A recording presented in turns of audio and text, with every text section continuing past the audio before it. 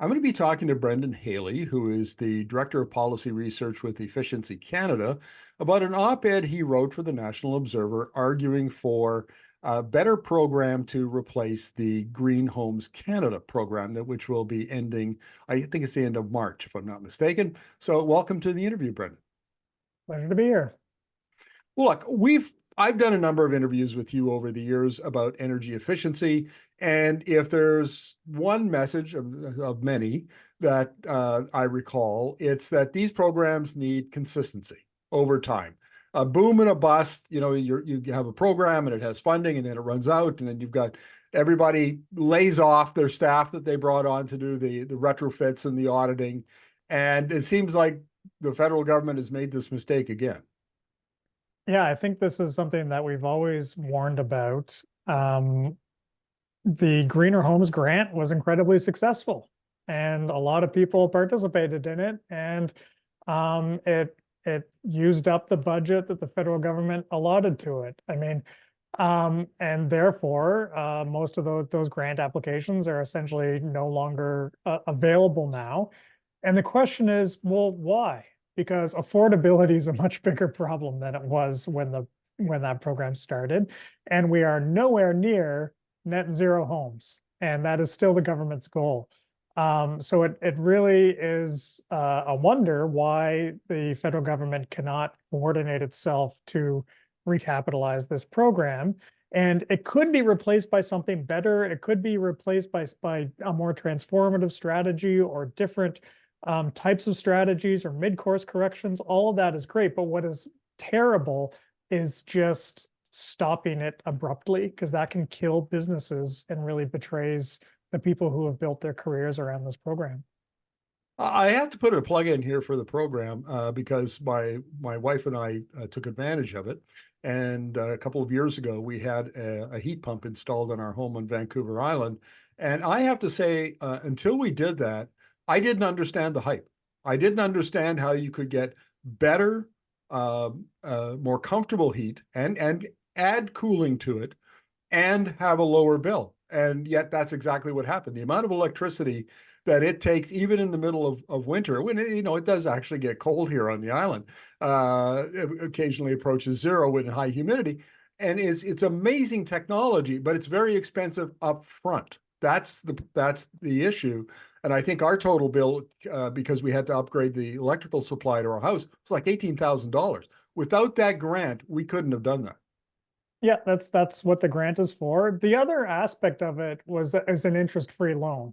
And it is important for people to acknowledge that that is still available. There is still an up to $40,000 interest-free loan that is available for homeowners, and that looks pretty good right now in a high interest rate environment. But as you mentioned, the people who really can't pay those upfront costs are as if you are on a fixed income or you have low to moderate income. And that was always the weakness of both that grant and the loan program, is it helped with those upfront costs, but you needed to have the money in your bank account to front upfront and then get paid back later. And that's just not possible if you are low, moderate, or fixed income. And so the government did signal that they are going to move to try to alleviate that barrier now across the country. Yeah, we'll get into the four suggestions you have to make the program more equitable that were included in your op-ed. But this is something I see across the board, because clean energy technology, because it is more, it's not energy as a commodity, it is energy as a technology. So if I was to put a gas furnace in my house, it would cost less. And same with if I've included AC with it, but then my energy costs would be higher over time. So the more economic option is to pay more upfront with much lower operating costs. And you would think that that is the very thing that the government would be really keen to do, whether it be heat pumps or electric vehicles or whatever electric technology, but that high upfront CapEx cost that people need help with. Yeah, and if you look at the scale of the amount of technologies we need installed, it is a large scale. It is like building a national highway system, right? Or building the transmission lines. And so that's why we talk about. Energy efficiency is a big resource. It's a big capital expenditure. And that's why there's a role for public policy in making those big capital expenditures that make everything affordable in the long run. Well, let's talk about your 4 suggestions. So the first one is that the program should be available to everyone across Canada that is in need.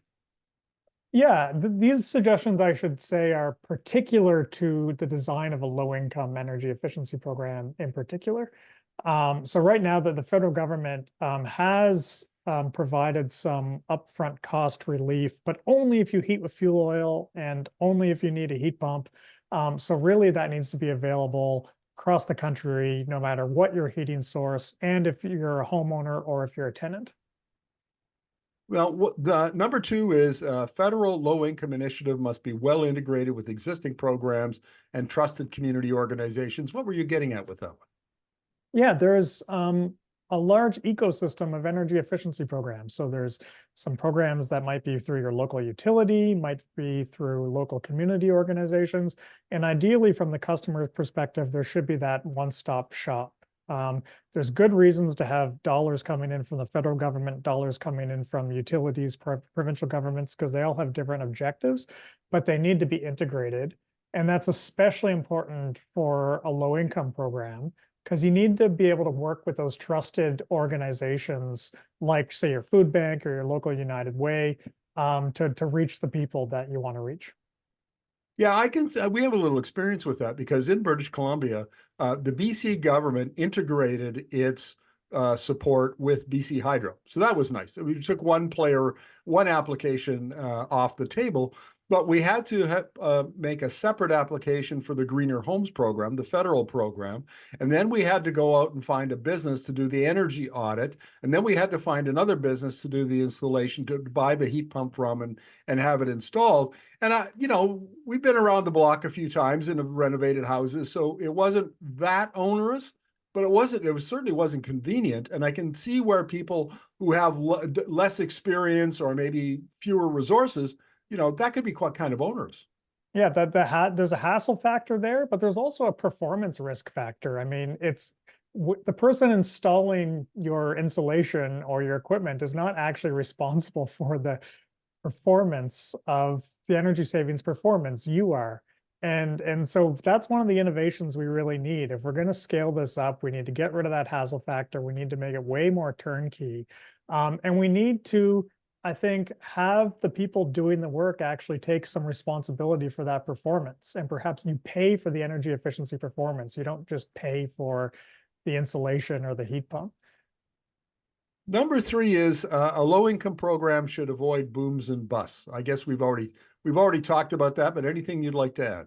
Well, I think that the key thing is that the greener home grants were about $2.5 billion in capital investment. And so the federal government has announced, yeah, there's something different coming. Now that needs to be at least 2.5 billion, because if it's not, it's essentially a ramp down. It's a reduction of effort in energy retrofits in the country at a time when affordability is a bigger concern and we're still nowhere near net zero objectives. So that's the kind of budget number I would be looking for as a minimum.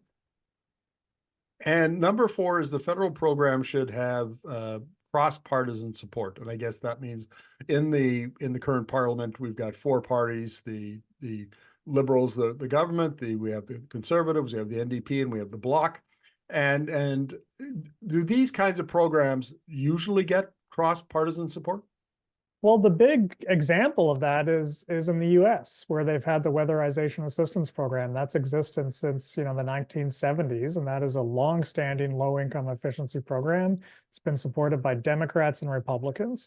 So because of that history, because I watch the debates in Parliament, there's lots of debates about the carbon tax, but when low-income retrofits come up in particular, there seems to be wide agreement. So I really hope that this is something that is long-standing. Part of it being durable is that if there's a change in government, that government continues to support this approach as well. And I hope that is the case. I'm wondering if you're looking for any kinds of innovative programs to be included the next time around. And one of them is Ralph Torrey's idea of doing, dozens of homes at once to achieve economies of scale and so lower the cost and increase the efficiency of doing these retrofits. Another one that I've interviewed about is energy as a service. This is particularly good for businesses and public buildings like schools, where a company comes in, fronts the capital, and then recoups its capital and makes its profits off the energy savings over time because of the lower energy costs. Would you like to see some of those innovations integrated into the next generation of the Greener Homes program? Yeah, absolutely. And there is a green building strategy, which is supposed to be coming in Canada. And those are exactly the type of evolutions that we would like to see. That energy as a service model has had trouble breaking into the residential sector. It would need public policy support, but it gets rid of that hassle factor. It gets rid of any upfront payments, as you said. It puts performance risk on the people actually doing the work. And so you could see that happening in the future, but none of that is made possible if we disrupt the existing program. So the existing grants, ideally would continue and be replaced when those innovative models are ready. Now, on the idea of many homes at once, a low income efficiency program is actually really well tailored to do that type of thing.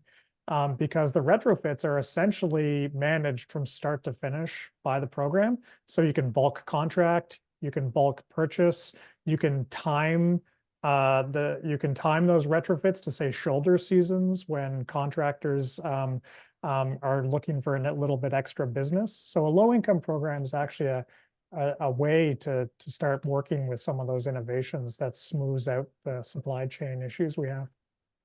One of the advantages of energy as a business, that model, is that it leverages private sector capital into this market. So the public right now it's either the taxpayer plus the homeowner and some combination of those expenditures. But as soon as it's energy as a business, then the private sector is now bringing capital into it. And given the pace at which we need to retrofit the building stock in Canada, that would seem to be should be a priority or a desired end. And I know I hear at the international level all the time, the IEA and other agencies talking about the importance of getting private capital off the sidelines and into a particular sector. And this seems to be one way to do that. Yeah, I mean, that is the agenda right now of the Canada Infrastructure Bank, and it's particular on commercial buildings. And really it's more the commercial, large hospitals, buildings like that where energy as a service, that business model has worked well. And the Canada Infrastructure Bank is working to promote that service, working to take a bit of a leadership role, financing those projects to bring along and show the banks and other private financiers that this is a good investment. Now, bringing that to the residential sector, that has a whole bunch of other issues, and it hasn't been done successfully, at least not in too many places. And I don't think it can be done, at least right now or in the very near future, without some type of public support. I think, for instance, you could see the federal government playing a strong role in providing that low-cost financing and then perhaps helping contractors innovate their business models. So they could kind of backstop an innovative business model where a contractor is, providing that more one-stop shop, streamlined service where they take on the responsibility of the energy savings by earning their money back through the energy savings. But I think it's going to need some back-end public sector support, for quite a long time, at least. Sounds good. Well, we'll watch with anticipation to see what the federal government comes up with. But thank you very much for your insights. And my pleasure.